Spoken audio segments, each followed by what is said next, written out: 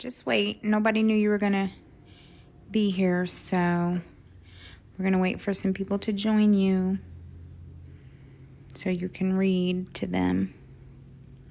All right, someone's already joined. What other book are you going to read besides just that one? Oh, Sleeping Beauty. Okay. Well, let's let a few more people get here, and then you can read. So, oh, people are starting to say hello and hi. You want to tell them hi? Hi, everybody. How you doing? I think everybody's doing pretty good for a Sunday. Imagine that. Yeah, imagine that. Somebody's asking, what is your favorite book? My favorite book, it's always Madeline, the French orphan girl. Is that the one where Where Madeline went to the hospital because she had to have her appendix taken out. Yeah, Ouch. and that's your favorite book, huh? Maybe you'll read it to everyone one day. That would be nice. I'm sure they think it would be nice, too. More people come in. Everyone's saying hi. All right, well, let's go ahead and get started. Hi, everybody. Today, I'm going to be reading Disney's Aladdin. Now, when I first saw the movie, I saw it when it came out on VHS in 1993. And I know Aladdin came out in theaters in 1992 on November 25th. November 25th, huh? All right. Let the story begin. One dark night, an evil sorcerer and a foolish thief raced across the Arabian desert, chasing a magical glowing scarab medallion. When it stopped, the sand rose up into a huge tiger's head, its mouth opening to the Cave of Wonders, whispered Jafar, the Sultan's advisor. Now bring me the lamp, he ordered the thief. Suddenly a voice boomed. Only one may enter here, one whose worth is far within, the diamond in the rough, and the jaw slammed shut. Oh. That is Jafar. Now, the voice of Jafar is Jonathan Freeman. Mm-hmm. Now, before Jonathan Freeman got the role of Jafar, Tim Curry and Christopher Lloyd were considered for the role of Jafar, but none of them got the role. The next day, the Sultan's guards raced through the marketplace, chasing a bread thief. The poor young man named Aladdin leapt off a roof and escaped. Aladdin was hungry, but he gave the bread to two children who were even hungrier. So Aladdin and his pet monkey Abu went home with empty bellies. Someday, Abu, things are going to change, Aladdin said that night. Staring at the Sultan's palace, we'll be rich and never have any problems at all. Abu just hooted with laughter. Now, the voice of Aladdin is Scott Weinger, the same actor from Full House. Oh, all right. I knew that. Meanwhile, in the palace, Princess Jasmine was very unhappy. Her father, the Sultan, would choose a snooty prince for her to marry in 3 days. It was the law. Jasmine wanted to marry for love. I can't stay here and have my life lived for me, she told her pet tiger, Raja. Jasmine climbed over the palace wall and found herself in the bustling marketplace. Seeing a hungry child, she took an apple from her fruit stand and gave it to him. Goodness me. And I remember the Sultan said to Jasmine that the law says she must be married to a prince by her next birthday. I find it strange, don't you think? It is strange. Jasmine is 15 and then she turns 16, but 16 is a little young to get married. I agree. Thief, cried the fruit seller. Aladdin had been watching. She's my sister, he called, stepping in to help. Come along, sis, and led her safely away. That was all a lie. It was a lie. Now, the voice of Jasmine, the speaking voice, it's Linda Larkin. And then for singing, Leah Salonga. I can't believe she stole an apple and gave it to a child, but the man, he tried to cut her hand off. So, where are you from?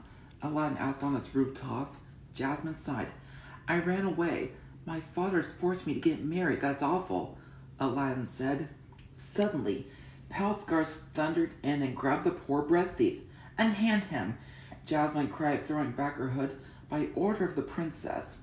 The princess? Gasped Aladdin. Why, orders come from Jafar, exclaimed the captain. Jasmine hurried back to the palace to try to free her friend. I still love Jasmine even in rags. I think we have a little bit of a glare on the thing. Yep, I love her too. I can't believe the guards got Aladdin because Jafar sent the guards. Mm-hmm. But Jafar would not free him. Magic had revealed the diamond in the rough. It was Aladdin. Jafar transformed into an old prisoner and lured Aladdin through a dungeon passageway to see a cave of wonders. Aladdin and the Boo stood before the cave of wonders. The old man cried, "Fetch me the lamp." The tiger let them pass, booming, touched nothing but the lamp. The steps led to a room with treasures and a magic carpet. He must fetch the lamp, and then he can touch the treasures, but not before. Because if he touches them before, then they're doomed. Doomed, huh? Woof. They are. Right. Don't want that. The friendly magic carpet led Aladdin and the Boo to another chamber. At the top of a high staircase, Aladdin found the golden lamp resting on an altar. Aladdin reached for the lamp. Just as the Boo reached for a glittering ruby, "A Boo, no!" shouted Aladdin. But it was too late. The cave of wonders began to collapse around them. The magic carpet helped them escape danger, but they were trapped inside the dark, silent cave. Aladdin looked at the lamp. "Worthless piece of junk," he said as he rubbed the dirt from its side. Suddenly, the lamp began to glow. Goodness, I can't believe that lava. They really could have been killed. They could have been, huh? But I'm glad they weren't killed. Oh, me too. A towering cloud of smoke poured from the spout and formed a giant blue genie. He grinned and said, "Well, does that feel good to be out of there? So what will it be, master?" Aladdin had his own genie. "You'll grant me any 3 wishes I want, right?" he asked. Then Aladdin thought of a way to get a free wish. "Abu, he probably can't even get us out of here," he said. To prove his power, the genie freed them from the cave. I remember the genie. Now, the genie is played by Robin Williams. Right. Before Robin Williams got the role, Eddie Murphy and Mike Myers were considered, but none of them got the part. They did not. Right? After my first 2 wishes, I'll use my 3rd wish to set you free. Aladdin promised. "Can you make me a prince?" "Hang on to your turban, kid," said the genie. "One prince coming up," and presto, Aladdin became Prince Leobabwa. Meanwhile, at the palace, Jafar was fumming. He had no lamp, and without the lamp, he could not become sultan. The cunning advisor needed a new plan. "You marry the princess," squawked his wicked parrot, Iago, "and then you become sultan." Yes, Jafar would hypnotize the sultan with his mystical snake staff and commanded, "You will order Jasmine to marry me." The way Aladdin turned to a prince, that reminds me of Cinderella. Mm-hmm. Sure does. And very similar to Cinderella, too. Mm-hmm. Before Jafar could carry out his plan, a new prince arrived in the city of Agrabah, riding atop a huge elephant that had once been a little monkey. "I have journeyed from afar to seek your daughter's hand in marriage," Prince Ali announced to the Sultan, who was impressed and delighted. "Another snooty prince," thought Jasmine. "I'm not a prize to be won," she shouted, and she ran up to her room. My goodness. Right? That was upsetting. The way Abu turned to an elephant, that reminds me of the mice turned to a horse from Cinderella. Mm-hmm. Very similar. To win Jasmine's heart, Aladdin sneaked up to her balcony on his magic carpet. "Princess Jasmine, please give me a chance," Aladdin pleaded. Then he invited her on a moonlit ride. Jasmine realized that Prince Ali was really her new friend from the marketplace. By the end of the night, Aladdin and Princess Jasmine had fallen in love. But as Aladdin was leaving, palace guards seized him. Oh no. Oof. Jafar had ordered Aladdin to be thrown into the sea. Luckily, the genie was nearby and Aladdin used the 2nd wish to save himself. "Don't scare me like that, kid," said the genie. I remember this part where Aladdin and Jasmine sang A Whole New World. Oh, yeah. But Jasmine won't discover it's Aladdin until later.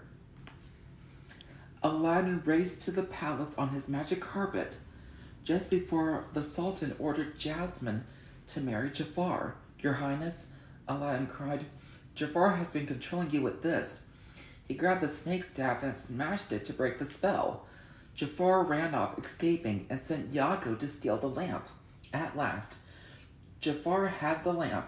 He rubbed it, and the genie appeared. I wish to roll on high as the Sultan, Jafar commanded. Sadly, the genie had to obey. Oh my goodness. Oh, no. Can't believe that. Me either. Whew. Then Jafar made a second wish to become the most powerful sorcerer in the world. He changed Prince Ali back into poor Aladdin and trapped Jasmine in a giant hourglass. But the clever young man tricked Jafar, taunting, the genie has more power than you'll ever have. Infuriated, Jafar used his final wish, I wish to be an all-powerful genie. Jafar forgot one important thing. All genies are doomed to live in a lamp and obey a master's wishes. No, Jafar cried as Aladdin picked up a lamp and then imprisoned him inside forever. Oof. My goodness. That's pretty Jafar's tough. genie form used to scare me when I was little. It sure did. That really scared you right on out of the room. It did. As a reward for Aladdin's bravery, the Sultan changed the law so Jasmine could marry whomever she chose. I choose you, Aladdin, Jasmine said, kissing her prince. Aladdin used his third and final wish to set the genie free. They hugged and said goodbye, but they knew they would be friends forever. The end. Aw, that's a good ending. It is a very good ending and lovely, too. Very lovely. Now, what's everyone's favorite scene from Aladdin? And what is everybody's favorite character from Aladdin? My favorite character is Princess Jasmine. And I like the part where Aladdin and Jasmine flew on the magic carpet and they sing A Whole New World. That's good. And is Jafar your favorite villain? As a male, yes. Yeah. Oh, other people love the carpet ride too. They love the carpet ride. Yep. When I first met Princess Jasmine at Disney World, she was beautiful. She was. And when I first rode the magic carpet ride, it was so much fun. It was, wasn't it? Are we going to ride it We are going to ride it again. Wednesday? Yes. All right. Here comes the next story. This is Sleeping Beauty. Why don't you turn out that first light so that the pictures will show? This Yep. one? Yep. Oh, well, go ahead. Never mind. Turn it back on. We can't see you now. All right. Okay, here it goes. Let's see. Sleeping Beauty. Long ago in a faraway land, there lived a king and queen who held a great feast to celebrate the birth of their baby daughter Aurora. The king of a nearby country and his young son Philip were guests at the feast. The two kings made plans for Philip and Aurora to marry on the princess's 16th birthday. Ooh. Now, the queen in Sleeping Beauty, she does have a name. It's Leia. Oh, okay. Leia, that is right. Also at the celebrations were the princess's three fairy godmothers, Flora, Fauna, and Merryweather. Each of them brought a special gift for the little princess. First, Flora waved her magic wand over the baby's cradle and said, I give you the gift of beauty. Then Fauna waved her wand and said, I give you the gift of song. Finally, Merryweather fluttered over to the cradle. She raised her wand and... Now, there are the fairies, Flora, Fauna, and Merryweather. I know I always like Merryweather. She is my favorite of the fairies. Why? Because the blue, my favorite color. Oh, okay. Now, let's see. Suddenly, there was a crack of thunder. Maleficent, the wicked fairy, stormed in. She was furious that she had not been invited to the celebrations. Stroking a pet raven, Maleficent glared at the baby princess. I also have a gift for you, she hissed. Before the sun sets on your 16th birthday, you will prick your finger on the spindle of a spinning wheel and die. Maleficent threw back her head and laughed wickedly. Then she disappeared in a cloud of smoke. Maleficent sure is evil. Oh, yes. Very evil. Now, Maleficent may be a witch and a fairy, but she's also an evil queen. Yep, she's She's of a that. lot of things. Mm-hmm. Merryweather gave a gentle cough. I still have my gift for the princess, she reminded the horrified king and queen. She went over to the sleeping baby and whispered, "When the spindle pricks your finger, you will not die. Instead, you will fall into an enchanted sleep. From the slumber you shall wake. When true love's kiss, the spell shall break." Meriwether gave Aurora the gift of life. That's a wonderful gift. And I'm glad she did. Me too. And it was definitely the gift of life. Definitely. The king was still worried about his daughter's safety. He ordered every spinning wheel in the kingdom to be burned. Then he and the queen sadly agreed to the fairy godmother's plan to protect Aurora until her 16th birthday had passed. Flora, Fauna, and Meriwether renamed the princess Briar Rose. They took her far away to a little cottage in the woods. There the fairies put away their magic wands. They disguised themselves as peasant women so that Maleficent wouldn't be able to find them. I hope Maleficent won't be able to find them, or so they think. So they think. As the years passed, Maleficent kept searching for the princess, but she never found her. As the princess's 16th birthday drew near, Maleficent sent her trusted pet Raven to find her. It was Maleficent's last chance. The morning of Briar Rose's birthday came. The three fairies sent her to collect berries so they could prepare some birthday surprises. Maleficent sent that Raven to find her, all right. Oh, yeah. No wonder Maleficent is always up to no good. After gathering the berries, Briar Rose rested in a woodland glade. She sang a song about falling in love with a handsome prince. Her friends, the animals and birds, found a cloak, a hat, and a pair of boots. They dressed up as a make-believe prince. Briar Rose joined in their game, dancing with singing with them. I remember this part from the movie Sleeping Beauty. The way the owl dressed up in that hat and cape. That reminds me of from Snow White when Dobby climbed on Sneezy's shoulders and covered them with a long coat and they danced with Snow White. Oh, yeah, it's kind of like that, for sure. That one. The clothes belonged to Prince Philip, who after a long ride was resting in the woods with his horse. Philip was enchanted by the beautiful voice coming through the trees and went to find the singer. As soon as they met, Briar Rose and the handsome stranger fell in love. They felt sure that they had met before once upon a dream. When it was time for Briar Rose to leave, they arranged to meet that evening at the cottage in the woods. I remember this part in the movie. I remember that part too.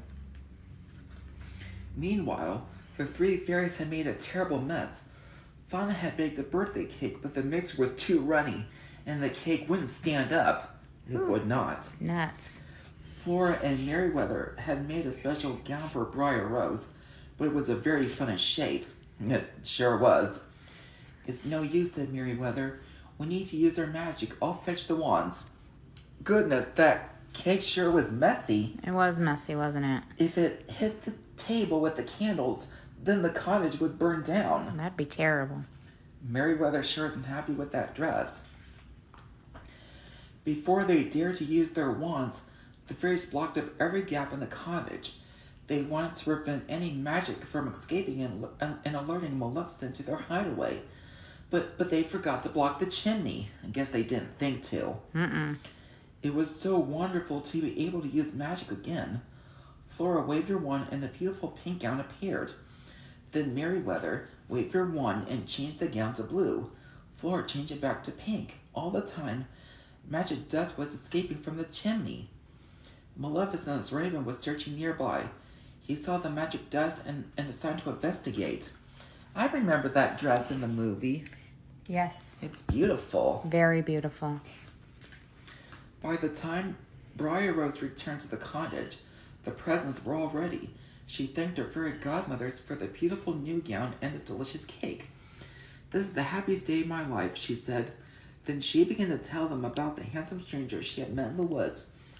She planned to meet him that very evening. "It's time we told Briar Rose the truth," said Fauna. Up on the chimney, Maleficent's Raven smiled. Goodness me. Oh, goodness. That Raven sure is always up to no good. Now, the Raven does have a name. It's Diablo. That's right. That is right, Diablo. So, Briar Rose discovered that she was really a princess. It would soon have to marry Prince Philip.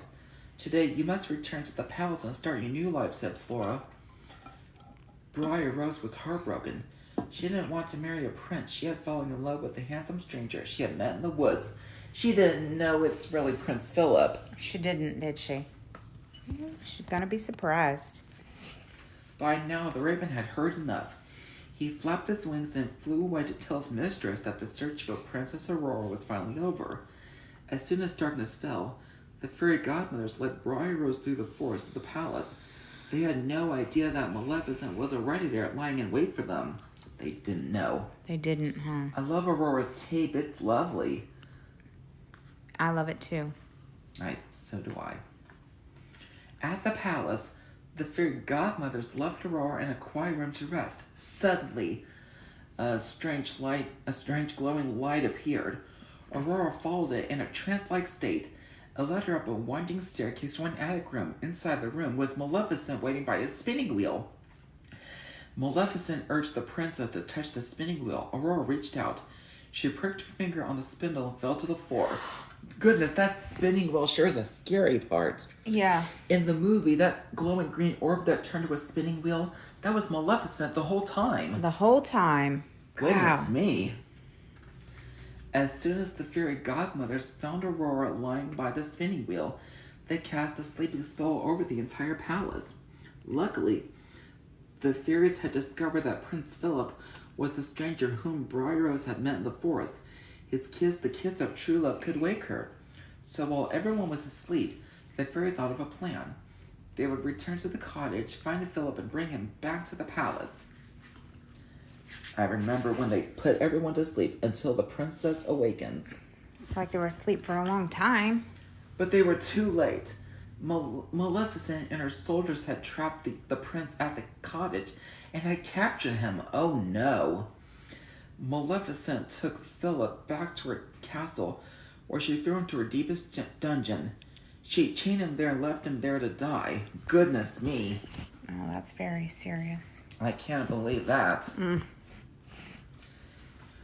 When the fairies didn't find Philip at the cottage, they guessed Maleficent may have captured him. They quickly made their way to her castle. As soon as it was safe, the fairies magically appeared in the dungeon and freed the prince. They waved their wands and armed him with the magical shield of virtue and the sword of truth. Then the prince galloped off to the palace to rescue Princess Aurora. I remember that sword of truth and the shield of virtue. What's that horse's name? Samson. Samson. That's right. The horse's name is Samson. Thank you. When Maleficent discovered that Prince Philip had escaped, she roared with rage. She cast a spell and surrounded the palace with a forest of thorns, but Philip was able to cut his way through with his magic sword. Suddenly, a huge and terrible black dragon appeared over him. The dragon laughed wickedly. It was Maleficent. Philip held up his magic shield so that the dragon's scorching flames could not touch him. The battle had begun. The dragon soared into the air and swooped down towards Philip. I remember this part where Maleficent turned to a dragon. Yeah. The dragon from the Page Master certainly reminded me of that. Yeah, similar. Yes, similar indeed. The prince hurled his magic sword at the dragon. The beast crashed to the ground. Maleficent was dead. Prince Philip raced towards the palace. He quickly found the room where the Sleeping Beauty lay. As he gently kissed her, she opened her eyes. The spell was broken. I remember that part where he woke her with a kiss. Oh, amazing. That was a lovely part. It was lovely. The fairy godmother's spell was broken too. All around the palace, people began to wake from their enchanted sleep. That evening, a magnificent ball was held to celebrate the wedding of Philip and Aurora. Princess Aurora, dressed in the beautiful blue gown, danced happily in the arms of her prince.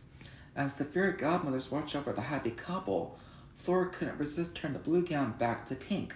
But Merryweather turned it back to blue, so it went on. Pink, blue, pink, blue. The end. The end. All right. Isn't that lovely? It was lovely. I can't imagine that Maleficent captured Prince Philip, but I'm glad the fairies saved him. I'm glad, too. Isn't that crazy? It was crazy indeed. A lot of people want to know, is blue your favorite dress? I like pink and blue. So just either one? I always do. I know, you're pretty easygoing. Indeed I am. All right. Do you want to tell them anything else about the book or the story? In 1993, when Aladdin came out on VHS in 1993, Sleeping Beauty was supposed to be re-released in the theaters, but it didn't make it until 1995. Do you remember the first time you saw the movie Aladdin? In 1993, when it was on VHS. You were only 1 year old. How do you remember? I know it because I do. But I was a year old in 1993 when Aladdin came out on VHS. Now, I've seen Aladdin the series. It was good. It was good, right? So Linda Larkin, who is the speaking voice of Jasmine, I've seen Linda Larkin in a YouTube video. When someone in a YouTube video asked Linda Larkin what her favorite Disney movie is, she said Snow White. And when they asked her who her favorite princess is, she said Belle. How come Snow White's your favorite? I always liked Snow White since I was 2 years old in 1994. Right. And I did also like Jasmine. Right, but... Ever since 1996, I have always been a fan of Pocahontas. Oh, yeah. You love Pocahontas, too. And I like Pocahontas 2, Journey to New World. I know you do. Can you imagine two princesses based on real people, Anastasia and Pocahontas? Now, Anastasia, the real life Anastasia, she is dead like the Romanovs. Yeah, she is. Just like the real Pocahontas is dead too. I read about it online. Mm-hmm. Yes. I have seen one non-Disney cartoon version of Pocahontas after Pocahontas married John Roth, and they had a son named Thomas, and then Pocahontas became ill and died. Someone asked if you liked Cinderella, A Twist in Time. Oh, Cinderella 3, A Twist in Time, that was good. What's your favorite Disney sequel? I do like The Return of Jafar. Oh, all right. That's a good one. And I also like Beauty and the Beast, The Enchanted Christmas, and The Little Mermaid 2, Return to the Sea, and Pocahontas 2, Journey to a New World. Oh, yeah. Does anybody remember the Disney afternoon like these characters? I know, I remember the Disney afternoon. It brings back memories. Who are some of the characters from Disney Afternoon? They're from the old DuckTales show and Tailspin, the one with Baloo from the Jungle Book, and Chip and Dale Rescue Rangers. Oh, I remember Tailspin. I believe it is definitely one with Baloo from the Jungle Book. Oh, yes. I know Gadget Hackwrench is always my favorite character from Chip and Dale Rescue Rangers. I think somebody would like to see you open that box. Do you want to go ahead and do that in front of everybody and show them what's in it? Although I don't know what I'm going to get inside this one. Right. I know you like your mysteries. What's your favorite song from Aladdin? A Whole New World. Oh, I kind of knew that. Even when you feel, you just... You like to feel? See if you can guess. It's Chip! Oh, we love Chip. I think that is Chip. Uh-huh. Who did we meet? Chip or Dale? I met Chip and Dale. Oh, we met them both. Or you met them both. Cute. And I asked them, how is Gadget Hackwrench? And they nodded as if I knew what they were saying. Oh, Gadget Hackwrench. That's pretty awesome.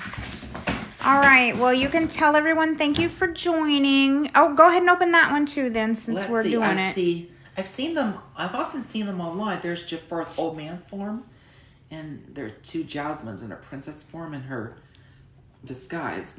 I don't know who I'm going to get inside of which, but I'll see for myself. Okay, you can see for yourself. Especially if you feel. Does it feel like a Jasmine? I don't know. It's Raja. Oh, cute. Ooh, that's a good Raja. It is definitely a very good Raja indeed. Wonderful. Thank you, everyone. I hope to read again soon. I'm sure you will when we get back from vacation. I'm sure I will. All right. Thanks, everyone.